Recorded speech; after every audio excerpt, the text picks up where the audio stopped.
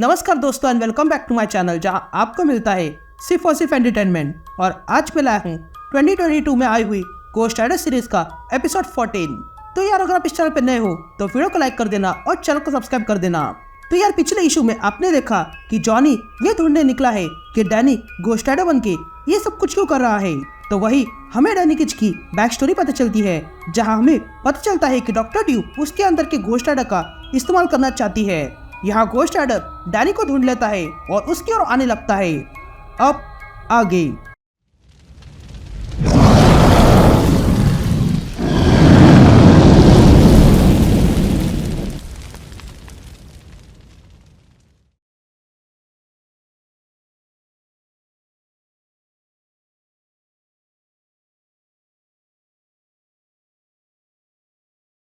Alright gang, तो issue की शुरुआत 4 महीने पहले होती है, जहां हम इंफीरियर लैब देखते हैं, जहां पर डैनी के साथ कुछ एक्सपेरिमेंट्स किए जा रहे थे। तभी डॉक्टर ड्यू डैनी से कहती है कि ये तुम्हें तकलीफ देगा, जिस पर डैनी डॉक्टर ड्यू से कहता है हाँ मैं जानता हूँ। तभी वो मशीन स्टार्ट हो जाती है और उसके कारण डैनी को दर्द होने लगता है और वो जोर से चिल्लाने लगता है। लेकिन तभी डॉक्टर ड्यू कहती है कि बस और 30 सेकेंड, और फिर उसके बाद लेकिन तभी डैनी गोस्ट राइडर बन जाता है और अचानक से फिर डैनी बन जाता है। तभी डॉक्टर ड्यू फिर से उस मशीन की पावर बढ़ाती है, जिसके कारण डैनी फिर से गोस्ट राइडर बन जाता है। तभी डॉक्टर ड्यू फिर से मशीन की पावर बढ़ाती है, जिसके कारण डैनी फिर से गोस्ट राइडर बन जाता है। तभी हमें डॉक्टर ड्यू दिखाई देती है जो ये देख रही थी, और वो अपने असिस्टेंट से कहती है कि रिपोर्ट क्या है, जिस पर वो असिस्टेंट डॉक्टर ड्यू से कहता है कि हमें डैनी को थोड़ा आराम देना होगा। तभी डॉक्टर ड्यू अपने असिस्टेंट से पूछती है कि हम अब कितने कामयाब हुए हैं, जिस पर वो असिस्टेंट डॉक्टर ड्यू से कहता है कि ये स्पिरिट बहुत ही अनस्टेबल है, लेकिन फिर भी वो अपने होश से जुड़ा हुआ है। तभी आगे वो असिस्टेंट डॉक्टर ड्यू से कहता है कि ये कलेक्शन प्रोसेस जैसा सोचा था उससे लेट चल रहा है, और ऐसे ही चलता रहा तो हमें बहुत साल लग जाएंगे। ये सुनते ही डॉक्टर ड्यू वहाँ से एक कमरे में चली जाती है, और तब हम देखते हैं कि डॉक्टर ड्यू ने वहाँ पर एएमपी सूट बना के रखा था, जिसे देखकर डॉक्टर ड्यू कहती है नहीं, मैं पहले ही बहुत साल गवा चुकी हूँ। फिर स्टोरी प्रेजेंट में आती है, जहाँ पर हम जॉनी को देखते हैं जो सोया हुआ था।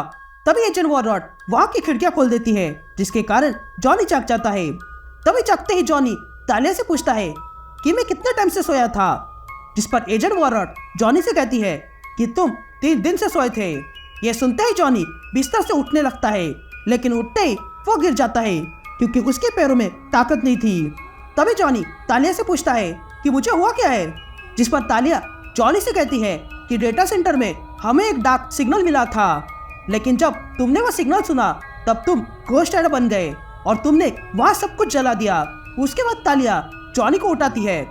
तभी जॉनी के पैरों में फिर से चलने की ताकत आ जाती है और वो नहाने जाता है। अब फिर से स्टोरी 3 महीने पीछे जाती है, जहाँ हम इंफीरियर लैब में डैनी को देखते हैं। तभी वहाँ डॉक्टर ड्यू आती है और डैनी से पूछती है कि अब तुम क्या कर रहे हो, जिस पर डैनी डॉक्टर ड्यू से कहता है कि तुम मुझ पर बहुत बड़ा दांव लगा रही हो। तभी डॉक्टर ड्यू डैनी से कहती है कि हम दोनों जानते हैं कि ये प्रोसेस बहुत लंबा चलेगा, लेकिन हमें कामयाबी जरूर मिलेगी। तभी डैनी डॉक्टर ड्यू से पूछता है कि पिछली बार तुमने कहा था कि तुम्हारे भाई को किसी ने पोजेस किया था, तो वो डीमन कौन था, मुझे उसके बारे में डिटेल में बताओ। तभी डॉक्टर ड्यू कहती है कि मेरे भाई का नाम डिलन था और वो बाथरूम में गया था, जहां उसने एक आदमी को देखा जो बहुत ही अजीब था। तभी डिलन आगे बढ़ता है ये देखने के लिए कि वो कौन है, लेकिन तभी डिलन देखता है कि वो एक डीमन था, और ये देखकर डिलन वहां से भागने लगता है और वो जाके खुद को बंद कर देता है। लेकिन वो डीमन अंदर घुस जाता है और ये देखकर डिलन चिल्लाता है।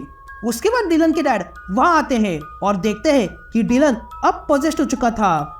यहाँ डैनी डॉक्टर ड्यू से पूछता है कि ये सब कुछ जब हो रहा था तब तुम क्या कर रही थी, जिस पर ड्यू जवाब देती है कि मैं स्कूल में थी और मैंने उसे देखा था और मैंने उसे मरते हुए देखा है, इसलिए मैंने यह डीमोलॉजी सीखना शुरू किया और इसीलिए आज मैं तुम्हारी मदद कर पा रही हूँ। जिस पर डैनी डॉक्टर ड्यू से कहता है मदद के लिए शुक्रिया, लेकिन तुम्हारी मदद कौन कर रहा है, जिस पर डॉक्टर ड्यू डैनी से कहती है कि ये समय आने पर तुम्हें पता चल जाएगा। अब फिर से स्टोरी प्रेजेंट में आती है, जहाँ पर हम तालिया और जॉनी को देखते हैं। तभी तालिया जॉनी से कहती है कि डेटा सेंटर के लॉक को चेक किया और पता चला कि जो डार्क सिग्नल हमें मिला था वो कई सारे VPN से आया था, इसलिए उसका IP एड्रेस नहीं मिल पाया। पर वो सिग्नल जिस सिटी से आ रहा था उस सिटी का पता चल चुका है और वो सिटी है कैलिफोर्निया। और जब आगे खोज की तब पता चला कि वहाँ पर इंफीरियर लैब है जहाँ पर हेल्थ से जुड़े काम किए जाते हैं। तभी तालिया जॉनी से पूछती है कि क्या तुम तैयार हो, जिस पर जॉनी तालिया से कहता है हाँ मैं तैयार हूँ और मुझे यकीन नहीं हो रहा है कि हमने इतना समय बर्बाद किया। तभी तालिया जॉनी को मोटरसाइकिल की चाबी देती है। तभी जॉनी उस चाबी को पकड़ता है और देखता है कि पास में किसी की बाइक थी और तब जॉनी बाइक लेकर निकल पड़ता है तो वही उसके पीछे एजेंट वॉररोड कार लेकर आती है। अब फिर से स्टोरी 2 महीने पीछे जाती है जहाँ पर इंफीरियर लैब में हम डॉक्टर ड्यू और उसके असिस्टेंट को जॉनी पर एक्सपेरिमेंट करते हुए देखते हैं। लेकिन तभी उनका फोन बजता है और इसलिए डॉक्टर ड्यू वो कॉल उठाती है और तब यहाँ ये रिवील होता है कि वो कॉल उसी आदमी का है जिसके लिए तालिया काम करती थी।